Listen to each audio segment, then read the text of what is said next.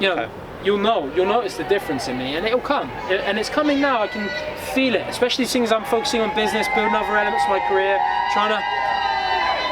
Thank you guys. Stephen Gray show's a big deal, guys. Calm down, alright. That girl just threw a bra at you, man. Yeah, no. Just went over there. Just fell short. It just that one there. as well. I didn't even see that one. Yeah. But add them to the collection. Like. Favourite ball and shoes that you've ever used for freestyle?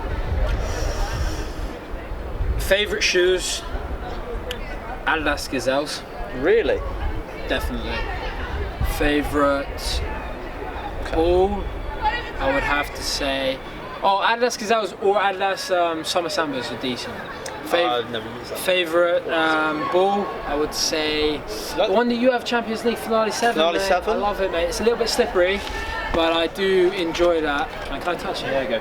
Nice, man. Hey. Honestly, I was expecting you to. I love this ball. I was expecting you to say Brazuca for some reason. But in terms of competitions, Brazuca, man. Really? We've seen obviously like the scene like grow and everything, but in comparison to other nations, the UK as a whole, you may not agree with me, but I feel it is kind of playing catch up to other nations in terms of level and spirit and all these kind of things. I think the UK we got some great freestylers and stuff, but I'm talking like your Norways, your Mexicos, your Japans, your Polands.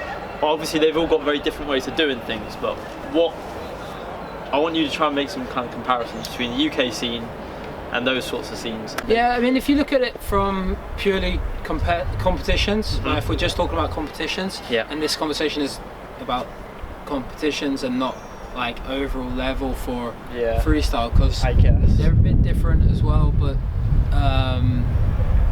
yeah, I mean, they're doing well in the competitions, right? Them and Poland, South America, like some South American places, you know, Brazilians, Colombians, Argentinians. The spirit of the guys in the UK, you know, we've got some strong guys. They've got all the makings to be the best, you know. What I mean? And I think it's just believing in themselves, and we need to support each other a bit more, you know. We do. I don't think there's enough of that. I really like it, and everyone loves it when we have meets. You loved it when we had that meet in January. That big UK London meet was good. Everyone loves it. I think everyone benefits from them. We need more of them. And when we have that, you know, people want to improve, and if that's a regular, consistent thing, people want to improve. But I mean, another way that people improve is competition. Competitive, you know, being competitive makes you progress. It makes you train hard, makes you work hard, makes you get up in the morning and say, I got to train today because that other guy's training, and I don't want to lose to that guy. I want to beat him, or I want to progress my skills in order to get to, you know, the top 16 this year instead of top 32, or whatever your goal is. You know, I spoke to you in Lubavitch. I know you had your goals, and you told me you had your goals for Super Bowl next year and all that sort of thing. So, you know, everyone has their own goals, and I think having like local competitions, like nationals, not just UK champs, but also other competitions, is really strong. And you know, you look in Scandinavia, you have Scandinavian champs, you have, like, obviously they all have their national champs, but they have other competitions. Then there's these open competitions that they have. Then they've got guys on the world tour, so they're always competing. They're just training hard, they're doing their thing. That's what I mean. They seem to be a lot more like. I've been on a stage against the guys, and they don't look like scary. They're just doing their tricks, doing their little routines. That's good. It's beautiful, man. Their stuff's great, but they don't have that killer instinct, man. I'm telling you, they don't have that killer instinct. What they do have is dedication, and they're dedicating themselves to training and progressing, and they're looking for more all the time. They're looking for more out of themselves all the time. And from the UK, it's kind of really just been me who's been competing in all the other tournaments, and then in the UK there's just been UK champs. And a little bit short of practice. But I also think me winning the UK champs every year, you know, 7 years in a row, means that people started. I remember people. The first year I won, everyone loved it because they were like, "Oh, this guy, he's new, he's fresh. It's awesome to see him. He's doing hardcore freestyle." And then the second year, now we're sick of him. And then but the second year it was like, "Oh, cool, Andrew won again." And then the third time it was like, "Okay, you can stop now." No one wanted me to win the third time. I remember turning up and I felt like I was just alone in my corner, and everyone was going for everyone but me. Everyone's like, "Yeah, go on, this guy, don't even know who you are. Go on, yeah." screw you, Andrew, you ain't winning this shit, we don't want it in the UK, and we don't support each other enough in terms of training with each other, giving each other advice, and just dropping our egos down a bit, dropping our pride down a bit, and getting together and trying to do some stuff for the community, you know. Certainly, also with like, I think when the here, like the business side of it, when that comes into things, I think it interferes with freestylers' relations with one another.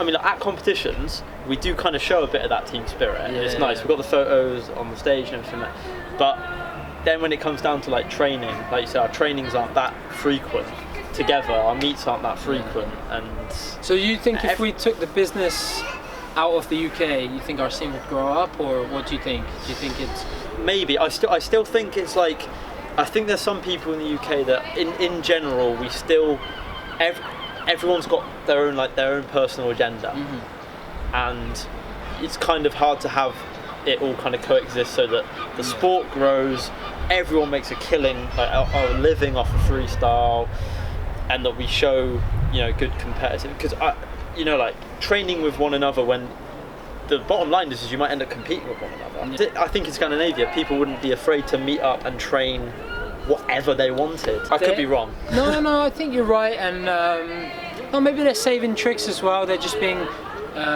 strategic for competition. Fair enough. All right, next topic I want to talk to you about is, so we've obviously had this conversation before about how do we grow the sport, but how do we grow it in terms of its like eliteness and its competitiveness? When we look at other sports, it's like they've got their physios, their nutritionists. But money. Do you think we need all of that? Yeah, I mean, does freestyle need nutritionists and sleep experts and physios? And does it need it? No. Is there a gap for We're it? surviving just fine. Everyone's all right. You're all right. Do you enjoy doing tricks with the ball? Yeah, I enjoy doing tricks with the ball. We don't have any of that, so it's all good. In order to go to the next level, yeah, of course, you can add things. Like the vision I have for the sport, where I want it to grow to, is that we have all that. Yeah, we have all that. We have specialist facilities to train in. Yeah. We have physios. We have nutritionists. Like an academy. We have sports psychologists. We have everything. If you start training other things and add it to your freestyle, where you make advances like progression on your own self as an athlete, and then mix that with your freestyle training, of course you're gonna have advantages. Yeah. You mentioned about sports psychologists. That's like sports psychology is like what my master's degree is in. Yeah, I know, man. Where does that come into freestyle? And do you think there's definitely a gap for that? I think you could probably tell me more than I can tell you about it, but I think there's a lot of there's definitely like, yeah, of course, man. It's all in the mind, man. It's just like, yeah, of course you got to train, you got to work hard and all that, but you look at the body types. I mean, you look at football players. You look at Messi, he's this height. You look at Ronaldo, he's this height. Yeah. You know, there's big guys, there's small guys, there's fast guys, there's not so fast guys. You know, within reason, anyone can make it. within reason, most people can make it in sport. You know, there's obviously exceptions and stuff. It's not made for everyone, but there are so many people that can be so successful in sports, just if they have that confidence and that work ethic and that the mindset, you know. And I think there definitely is like a gap for it. I think it's very, from what I've learned as well, and like from teaching freestyle to others and stuff, one of the things that I see is one of the reasons why maybe the numbers isn't as high as what it is for freestyle. It's growing, of course, in popularity and everything, but I think people don't realise how long you actually have to keep at it and dedicate yourself to it. A lot of people, like me and you've probably seen like loads of freestylers go, okay, he's quite good, and then for whatever reason, quit. You don't even need to tell me that. Yeah. I've had guys come up to me that I used to train with and say, oh, Andrew, no, I'm getting back into it. I want to be the best in the world. I want to be world champion. So you see me in a year's time, I'm coming for your UK championship title. Never even, I don't even think they're training now. Like, honestly, he's drinking for a straw now. Mate, could be, man. Honestly, it's so many people say, oh no, I'm going to take it seriously. It's like, man, just look yourself in the mirror and really say that to yourself before telling anyone else, you know what I mean? I don't know. There's too many things. Like there's too many things, too many points, too many stories. There's so many things to talk about with it. Yeah. That's why it's so interesting, man. So I mean, good luck in your masters, but I'm Done sure it. you'll do well. Graduated. Oh well, mate, you don't even Bit late. don't even need to worry about it, man. So if you ever I actually saw your Instagram pic with a hat, so The hat. I know. Congratulations, man. You became a man. Boy became a man. If you ever need a sports psychologist, then Oh, this is like a job application. Like it's turning into a job application. Sorry to interrupt. no, you can just. I mean, I know we're on a Stephen Gray channel, but you know, Stephen Gray show. Stephen Gray show. That's cool, actually. This is the Stephen Gray show. Anyway, yeah. So Can't take him seriously. Another point I wanted to talk to you about is nutrition. oh, okay. Because I know that it's an important thing to you, it's an important factor to you in your lifestyle, and Yeah. because obviously I know everyone's going to have their own subjective opinion about what is like healthy eating and what's the optimum way of eating for your sport, but right now at this current moment in time, okay, maybe not right now because it's off season, but what's some general kind of like some do's and don'ts for Andrew Henderson and food? Okay, so do's: drink lots and lots of water. Hydrate yourself. Simple as that. Hydration, man. As much, not don't want to go crazy on it. It's not gonna make you Superman. It's not like Space Jam or something. You drink it and you go crazy and start dunking on people. But it's like you just keep yourself hydrated. I can't think straight if I don't have enough water. Yeah, there you go. I don't need it.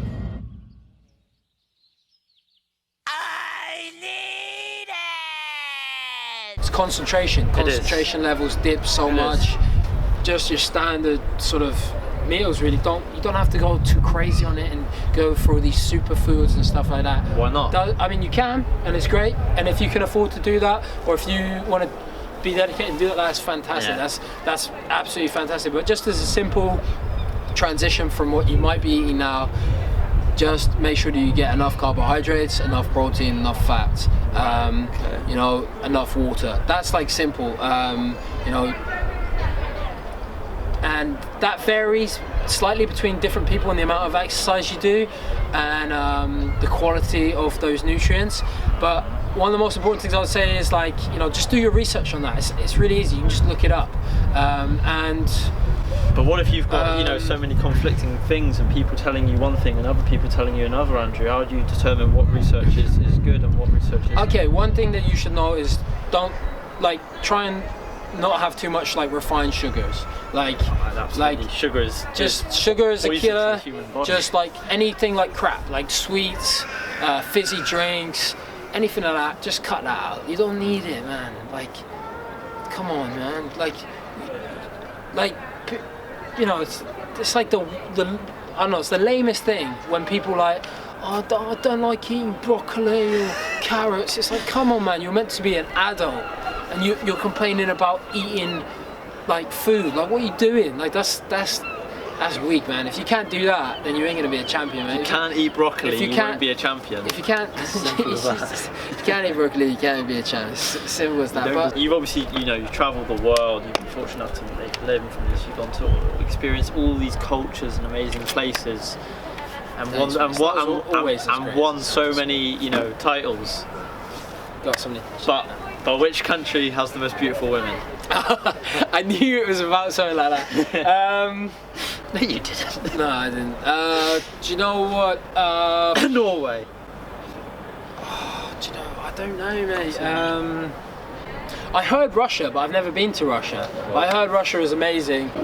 Serbia, maybe. You see, I would have said Eastern European. It's somewhere in Eastern Europe. That's for me. They got nice facial features. They got nice. You rarely see a fat one. I remember every year in Super Bowl, you're looking around. It's there's no fat birds here. Yeah. Where do you want to go to next? And this is unrelated to the women question, just in general. Wow. Serbia, Russia.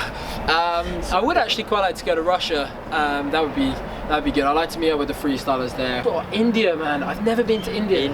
I always get freestyle inquiries there, and I never go, and I hate it. I want to go. I want to go and I want to chill. Right. Well, I think that's enough chatting from us. It's been a pleasure having you. Do the whole thing again. There was the sound in the background. I think that's enough for us then. Thank you, my man. Pleasure. Have a smooth trip back to Londonian. London. Bristol's been alright. This video is London. Thank you very much, guys. Subscribe if you're new. I would say subscribe to him, but he's got enough subscribers, so I don't need to bother with all that. No. Yeah, Stephen, thank you, mate. It's a pleasure just chilling with you, man, in Bristol. It's been a nice day, actually. Yeah, it's nice, man. It's nice to just chill outside. I'm a bit tired today, so sorry if my answers were a bit kind of like blah blah blah. Excuses. But I love all you guys. And if you're not a freestyler, you're a lame. I don't want to swear. A lame? Yeah, I don't want to swear. Like, can I swear? Yeah, you can swear. You suck! I was close to swearing, but I'm not going to swear, guys. You can't bring yourself. Great.